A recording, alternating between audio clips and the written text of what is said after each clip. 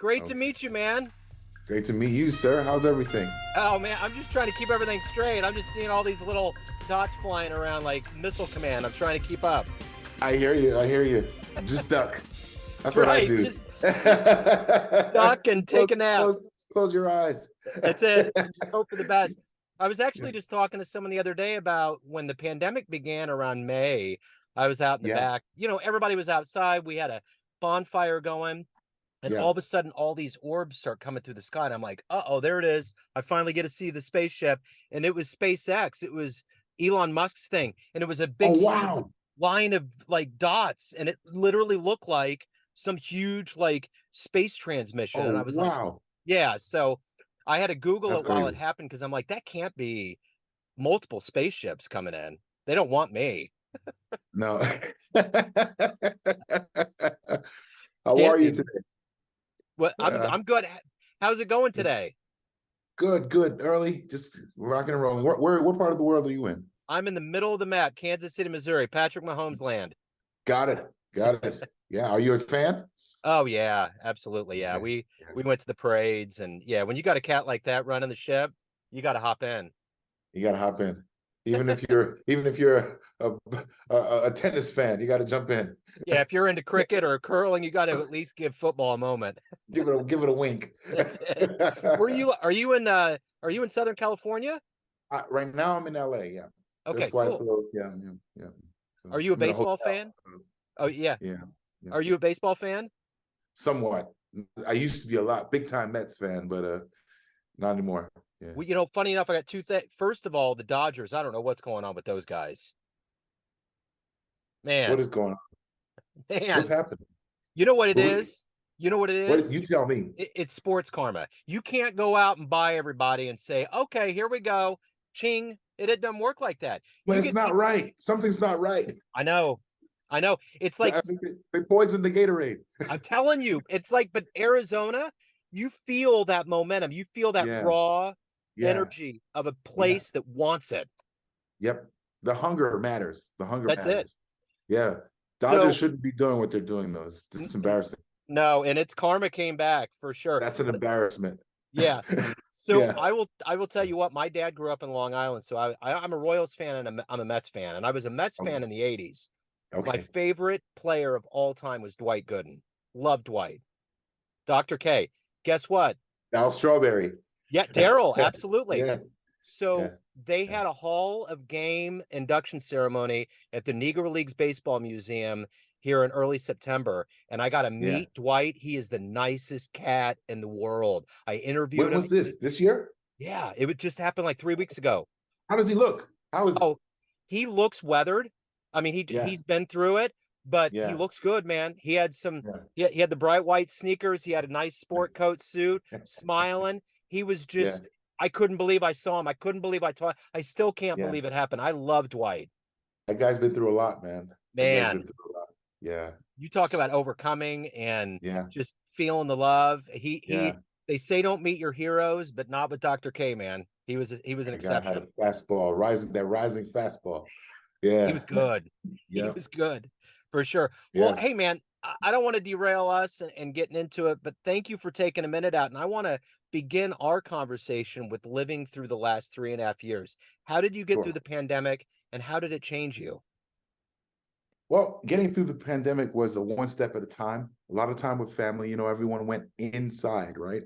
So we had to find a way to kind of take a peek inside and kind of uncover some things that we may not have uncovered if we just were mission as usual or, business as usual. So it was a lot of time with family. It was very introspective.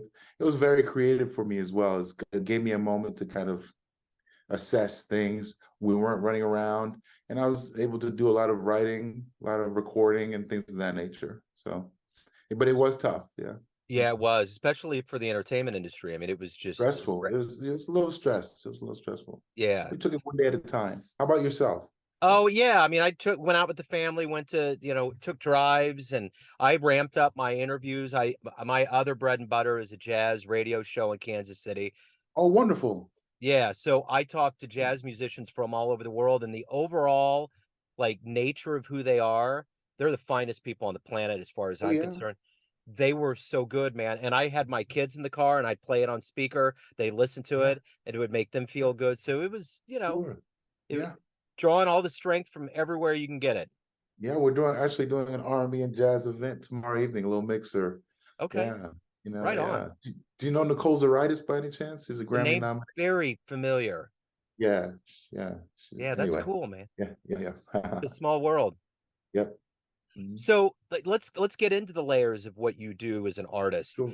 If you were in front of a group of third graders at career day, and one of the kids looked up and said, "Hey, what do you do for a living?" How do you answer that child? I tell them first in layman's terms, I'm a positive influence on others. Okay. And I use a lot of vehicles to do that. And one of those vehicles is music. And another vehicle I use is art as an actor.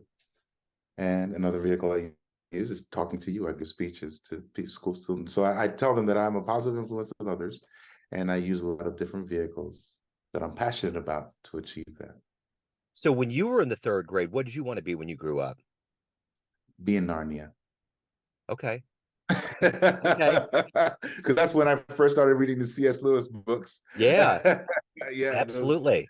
That's the first thing that pops out. But to be honest, I was influenced a lot by family. So I was thinking engineering and math and those things. I was a nerd of sorts, and I took my studies very seriously. But I was also very influenced by my grandfather, who was an internationally known jazz musician from Haiti. He's a trumpeter and arranger, and that's how I really got into music. So third grade was when I really started picking up the instruments and playing. So I'm a trumpet player as well. Okay. And that's when I started perfecting that craft. And I didn't start singing until a little later. Yeah. Okay. Well, I have an affinity for the trumpet. My son's name is Miles. So purposely? Yeah. Oh, wow. Oh yeah. Yeah. Yeah. Kind of blue is my gateway drug. That was it. Oh, wow. That's him. Dizzy's I have a slight preference for Dizzy because of the Afro-Cuban stuff. Yeah. But yeah, I love Miles. He gets right to the core of it. Yeah. Yeah, and he was so evolved, man. He went through so many phases. He never refuted what was going on at the time and always wanted to. He's kind of like Nicholas Payton. Nicholas doesn't like the word jazz. It's Black American music, and it evolves. Like his latest album called Drip is really like groovy and cool and more kind of soul R&B kind of thing. Yeah, Christian McBride. Yeah. So what was the first live jazz show you ever saw? How did the serum get in you? That's a great question. First live jazz, it could have been at Carnegie Hall. I think that or maybe Birdland. I was very young, and it took me to go see a show in the city, and I was just like, wow, this is amazing. But ever since, I've gone to countless jazz shows because I'm a huge jazz fan as well. Yeah.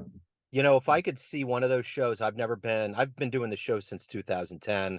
And never been to a jazz show in New York? What? No, dude. Oh, you got to put that on the list. I have to. You got to put that on the list. Because all of the guys tell me, come up, let's go. We'll get a drink. And I have dreams of going into the Vanguard. I interviewed a bass player, I think his name was Gerald Cannon. And the first time I think he was from Detroit. The first time he ever went to New York, I think he was at the Vanguard. He climbed up the steps. He stood outside and he literally fell to the ground. He was so in shock that he got to finally see a show. Just fainted. That's what's going to happen to me. I'm going to be like, I've arrived. You're going to have smelling salts. They're going to be like, what happened? You got to get there. The Blue Note. Got to go to the Blue Note. Vanguard. Yeah. Smalls, that whole scene, man. Ooh, yeah. Smalls. Now that's jazz. Like the smaller it is and the tighter, that room, beautiful.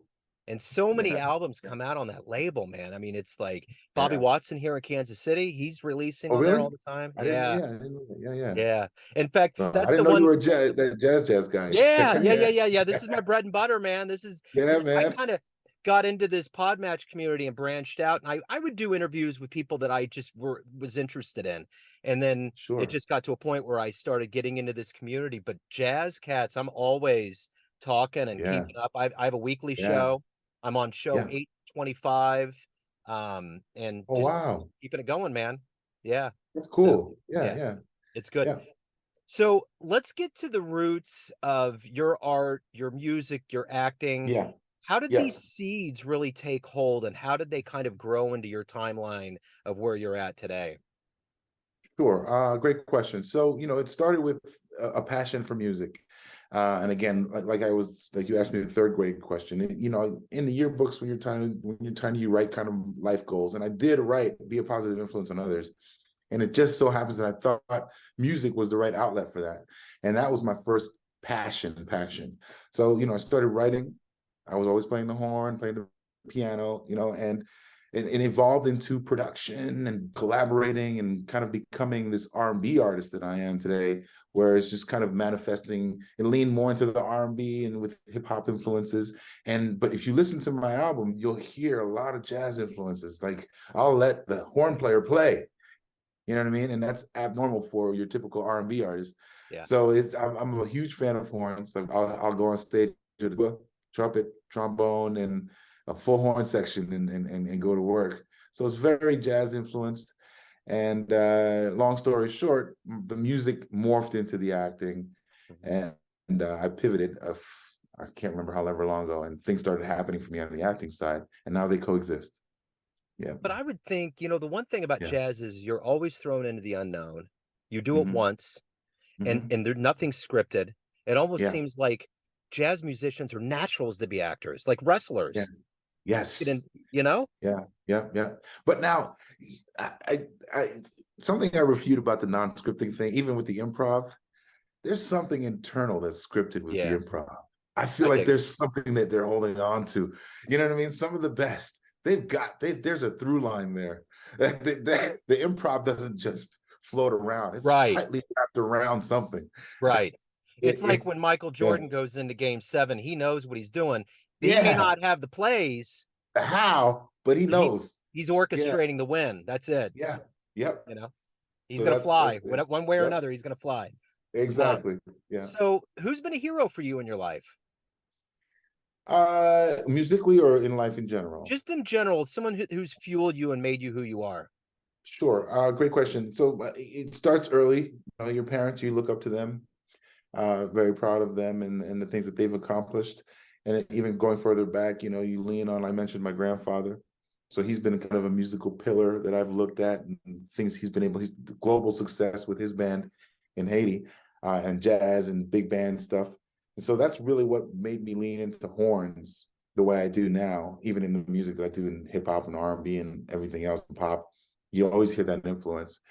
And aside from that, speaking of third grade, I had a third grade teacher called Mr. Cohen, which really introduced me to kind of storytelling in a way that was exciting. So the Narnia books, for example, C.S. Yeah. Lewis and all that, that kind of my imagination kind of came to life. Then I remember that happening, and that's when I started kind of writing poetry, which evolved into songs, and so on and so forth. But I can name a litany of people who were pillars in my life.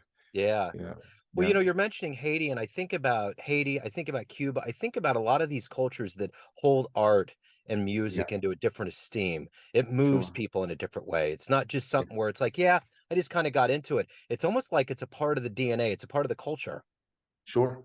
It is. It is. And some of it you can't explain, and some of it you kind of know where it's coming from, and some of it's like you said, it's in the DNA. Yeah, It's rubbed off from somewhere. Yeah. absolutely. So if you could meet one person alive on the planet right now that you admire, who would you love to meet and talk to? Curveball.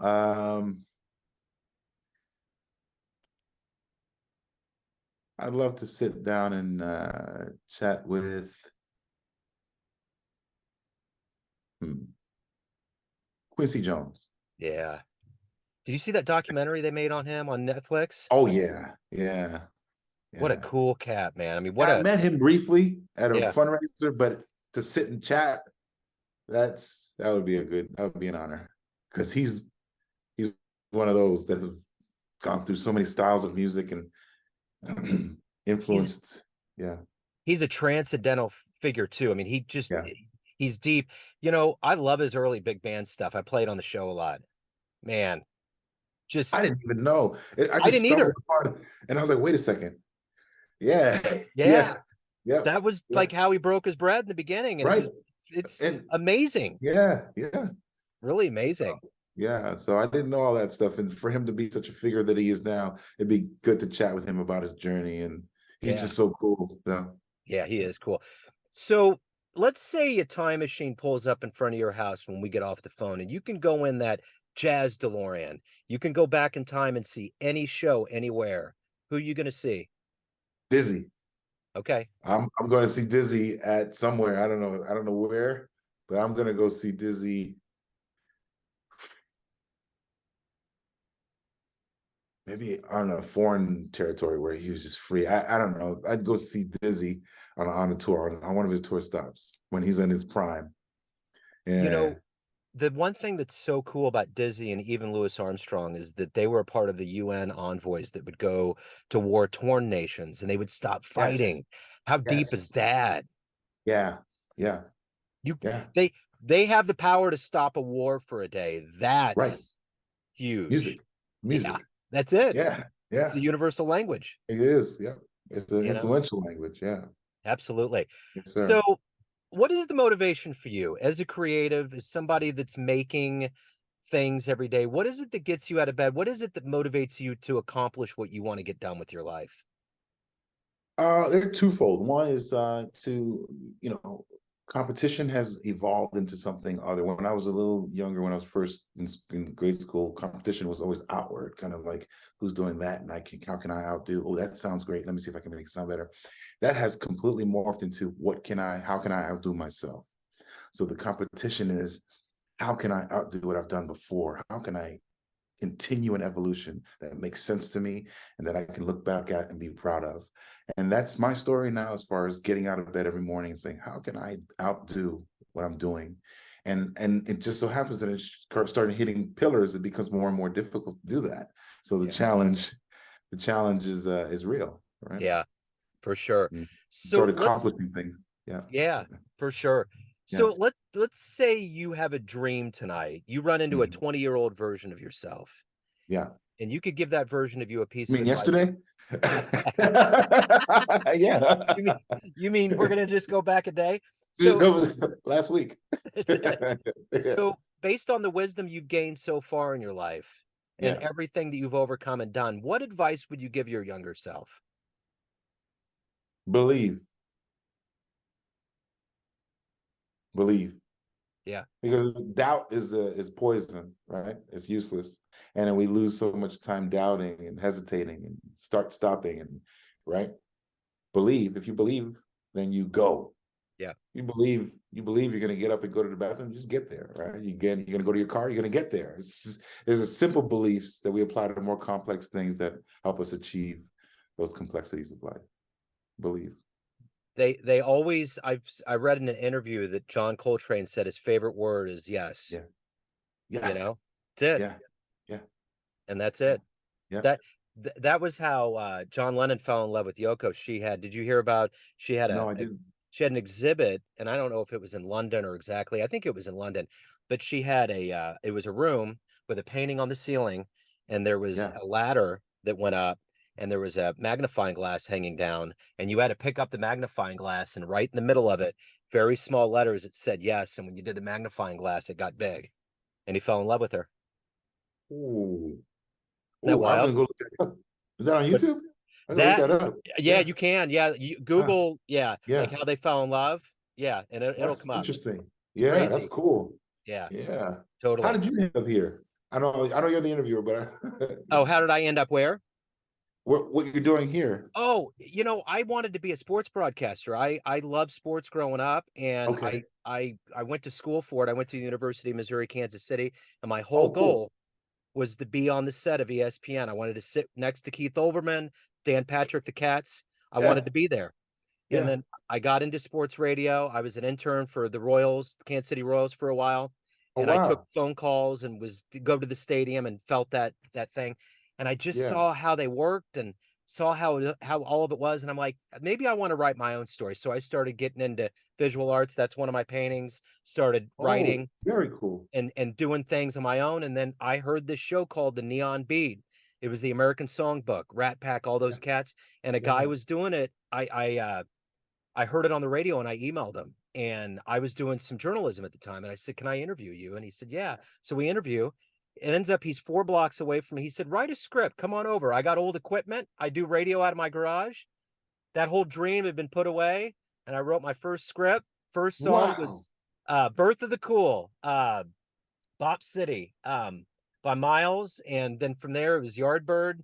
And I just went down the line. And ever since then, for 1 week, I've done jazz. And I told John Christopher, I said, I am not going to read about jazz in a book. I'm going to interview the cats. This is their story. It's the most American story. It's one of the most American of inventions. And it's going to come from their mouths. And I've interviewed and been a part of it since. Wow. That's a cool story. Yeah. So it's great. It was fun. That's really cool. And the one thing I left out is I heard his show on a raccoon that I got, a Radio Shack raccoon with the radio in its belly. And that's how I turned it on and heard Radio Shack. Wow. Radio Shack. Yeah, totally. Yeah, they always had all those gimmicky things, you know. So cool. Yeah. It was good. So of all of the things that you've accomplished in your life up to this point, what are you the proudest of? Being a dad. I have a 4-year-old, and my wife and I, we have a 4-year-old. So that's cool. Challenging, but cool. Are they into jazz? They dig the jazz? Yes. My son, he knows he can get a good vibe, a good beat. He's into music, as a whole. My wife less so, but yeah. Okay. You know, yeah. Yeah, my son's 18. He's on the spectrum. Okay. And I've never like, dads go in sometimes, they're like, we're going to play football, we're going to play catch, we're going to do this. I've just been who I am. And he loves sports. I mean, he went right up to Dwight, and nice. And the cool thing about the kids on the spectrum is they don't have this fear. They don't have the hangups. They don't have the walls and fences we do. Uninhibited. They just see things. How does he respond to jazz? Oh, dude, he loves it. Like, if he's gone for a week for me, he'll get in the car and he'll be like, "Daddy, can you play jazz?" And that's it. He loves it. And I take him to shows. Kansas City's real good about having these series, like at the Blue Room. They'll have a Jazz at Noon series. And if he's off, we'll go down there. And Johnson County Community College has recitals on Tuesdays. So we'll go in, and he'll see the music, and that's cool. He's bathed in it. But it's by osmosis. It's like, sometimes the apple doesn't fall too far because it's just DNA. It is DNA. I believe that. And then they see you and feel you, and they want to be you because you're their hero. So that's great. It's a cool thing. Who's your favorite jazz? Oh man, I lean towards the bebop cats. I love Miles. I love Monk. I love Coltrane. There's the thing about Coltrane is there's a sublime nature about him. And the one thing that I get, like, I've interviewed Sonny Rollins and Lou Donaldson and these guys, they are above. It's like being with someone like Nelson Mandela. When they come into a room, they move particles in a different way because they don't have the human hangups that most people do. They're not thinking about scheming. They're not thinking about lying. Their thoughts are pure. It's creation. It's helping. It's not resentment. It's just forward thinking, evolved Jedi thought. That's something to aspire to. Yeah. Yes. Yeah. So if you get to experience that nugget for a minute, that the human soul and what we have is much stronger and more resilient than we get. Salvageable. Yeah, we're gonna be okay, right? Karma will win. Right. That's the Dodgers. Yeah, right. Exactly. Man alive. Man. At the end of the day, everyone out there has a perception of you. There's all these pockets of people, family, friends, fans, but you run the show. What's your perception of you? Who do you think you are? Someone who takes integrity very seriously. And you're not supposed to say that about yourself because it sounds like it's a pat on the back. But if you know, if you have a pillar that you uphold, integrity is one of the things that I take extremely seriously. So if anyone, a boring answer is the truth. No, that's right. No, Yeah. and sometimes that question, it seems as though it should be a PhD dissertation, but sometimes the simplicity is perfect for it. So if anyone out there wants to get involved with your music, see your work, learn more about you, reach out, how can they do that? Sure, they can find me on Instagram on Rob Murat Official. You can go to my website, robmurat.com. And my new album, Good Day, Good People, is out everywhere on all platforms right now. Right on. Rob, this was a surprise. I loved it. Thank you. Thank you so much. Really appreciate it. And good luck to you. Yes, sir. Yeah.